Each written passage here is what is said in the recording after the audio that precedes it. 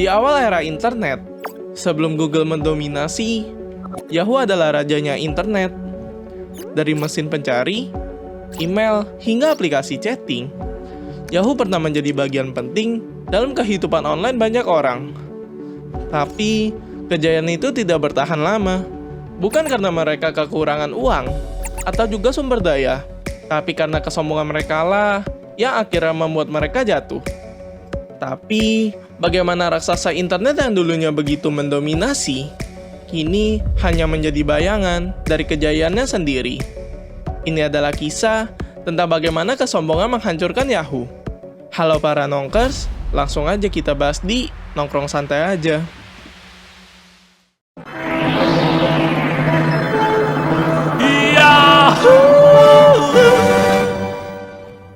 Pada awalnya, Yahoo adalah kumpulan situs web yang dibuat oleh dua mahasiswa teknik dari Universitas Stanford, yaitu Jerry Yang dan David Filo, pada tahun 1994.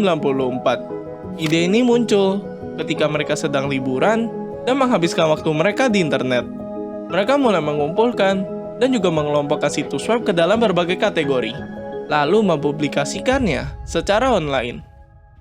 Daftar ini berkembang dengan cepat dan semakin banyak digunakan oleh orang-orang. Karena semakin populer, mereka akhirnya mengembangkan Yahoo menjadi sebuah portal internet yang menawarkan berbagai layanan, seperti Yahoo Mail, berita, forum diskusi, hingga Yahoo Messenger yang sempat menjadi aplikasi chatting favorit di era warnet tahun 2000-an. Pada puncak kejayaannya, Yahoo bukan sekedar perusahaan teknologi biasa. Mereka adalah raja internet. Pada Januari tahun 2000, valuasi pasar Yahoo mencapai lebih dari 125 miliar dolar, menjadikannya sebagai salah satu perusahaan teknologi yang paling berharga di dunia saat itu. Layanan mereka digunakan oleh ratusan juta orang setiap harinya, dengan Yahoo Mail yang memiliki lebih dari 300 juta pengguna aktif.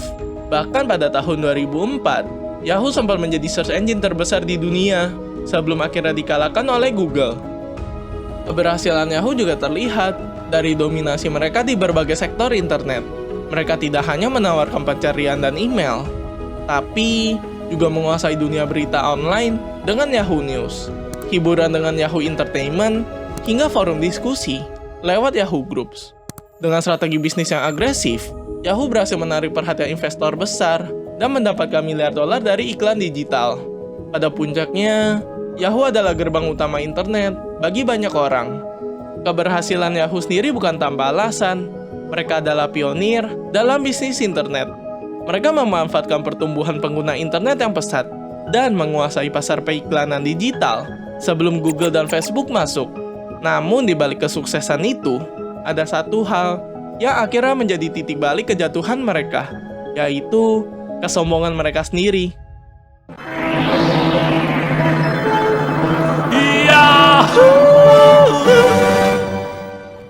Kesombongan Yahoo terlihat dari berbagai keputusan bisnis mereka yang penuh dengan rasa percaya diri berlebihan, tanpa mempertimbangkan pergeseran dari tren teknologi. Salah satu kesalahan besar yang mereka lakukan adalah menolak untuk membeli Google pada tahun 1998, ketika Larry Page dan Sergey Brin menawarkan Google ke Yahoo dengan harga hanya $1 juta. Saat itu Yahoo merasa bahwa search engine mereka sendiri sudah cukup baik, sehingga tidak perlu untuk mengakuisisi Google. Namun beberapa tahun kemudian, ketika Google mulai meroket dan menunjukkan potensi besar mereka, Yahoo mencoba membeli kembali Google dengan harga $3 miliar. Tapi kali ini, Google menolaknya, karena mereka sudah berkembang jauh lebih besar dan lebih maju dibanding Yahoo. Tidak sampai di situ, kesombongan Yahoo juga terlihat pada keputusan mereka pada tahun 2008, ketika Microsoft menawarkan $44,6 miliar untuk mengakuisisi Yahoo. Tawaran ini sebenarnya adalah kesempatan besar untuk Yahoo agar tetap relevan di dunia digital. Namun, Yahoo yang masih merasa sebagai pemain utama internet menolak tawaran tersebut mentah-mentah. Keputusan inilah yang menjadi bumerang besar bagi Yahoo. Karena hanya beberapa tahun kemudian, Yahoo justru harus menjual bisnis indinya ke Verizon dengan harga yang jauh lebih rendah, yaitu hanya $4,8 miliar. hampir 10 kali lipat lebih rendah dari tawaran Microsoft sebelumnya. Kesalahan strategi Yahoo juga tidak berhenti di situ. Mereka juga gagal mengelola produk-produk andalan mereka sendiri. Yahoo Messenger, yang sempat menjadi aplikasi chatting paling populer di era 2000-an, gagal berinovasi dan akhirnya kalah bersaing dengan layanan chatting lain, seperti MSN Messenger serta Facebook Messenger. Yahoo Mail pun juga tertinggal dari Gmail, yang menawarkan penyimpanan lebih besar dan tampilan yang lebih sederhana. Yahoo Search juga semakin kehilangan relevansinya dibandingkan dengan Google, yang memiliki algoritma pencarian yang jauh lebih canggih dan juga efisien.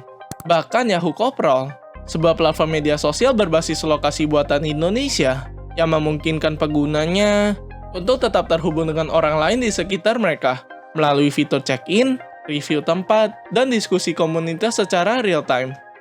Konsep ini sebenarnya cukup revolusioner pada masanya, mirip dengan Foursquare yang populer di barat. Banyak yang melihat Koprol sebagai platform dengan masa depan yang cerah, terutama di pasar Asia. Namun setelah diakuisisi oleh Yahoo, layanan ini malah justru dihentikan.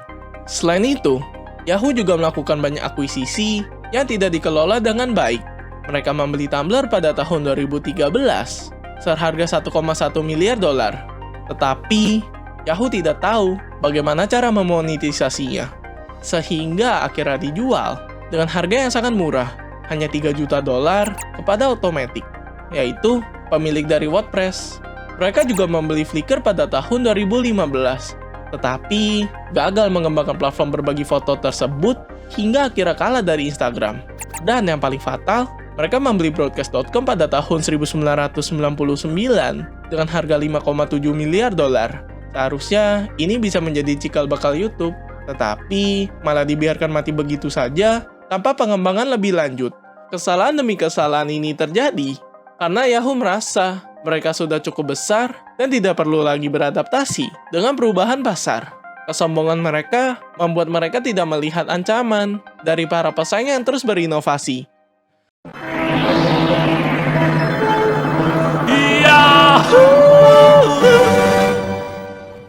Kesalahan strategi dan kegagalan inovasi membuat Yahoo semakin sulit bersaing di dunia digital. Sementara Google dan Facebook terus berkembang sebagai raksasa teknologi dengan miliaran pengguna, Yahoo justru mengalami penurunan pendapatan dan juga kehilangan investor. Pada puncaknya di tahun 2000, valuasi Yahoo sempat mencapai 125 miliar dolar. Namun setelah serangkaian kegagalan, nilai perusahaan mereka terus merosot. Pada tahun 2017, Yahoo akhirnya menjual bisnis intinya ke Verizon hanya seharga 4,8 miliar dolar. Angka yang sangat kecil dibandingkan masa kejayaan mereka di masa lalu.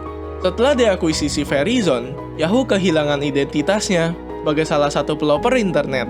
Jika dulu mereka adalah raksasa yang mendominasi search engine, email, hingga portal berita, kini mereka hanya menjadi bayangan dari kejayaan masa lalu mereka.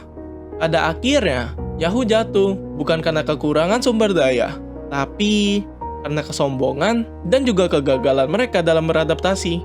Mereka terlalu merasa aman di puncak, hingga menganggap diri mereka tak tergoyahkan, hingga akhirnya tertinggal oleh pesaing yang lebih cepat dan juga lebih inovatif. Ini, nama Yahoo lebih sering disebut sebagai contoh dari raksasa yang gagal berevolusi, menjadi sebuah pengingat bahwa di dunia teknologi, kejayaan bukan sesuatu yang bisa dipertahankan tanpa terus beradaptasi.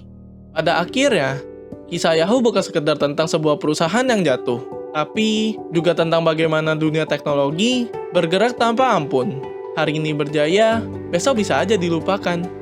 Sejarah selalu berulang, banyak perusahaan besar yang dulunya tak tergoyahkan, kini hanya tinggal kenangan.